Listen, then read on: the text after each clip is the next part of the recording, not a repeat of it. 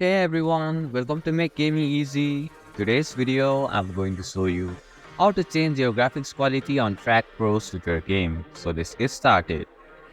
First, open the Frag Pro Shooter game on your device.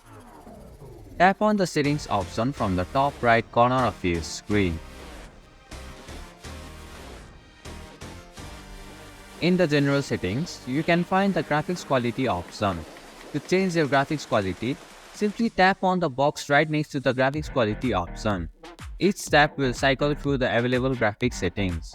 You have 5 graphics options to choose from: low, very low, normal, high and very high. Tap until you find the setting that best suits your device and preference.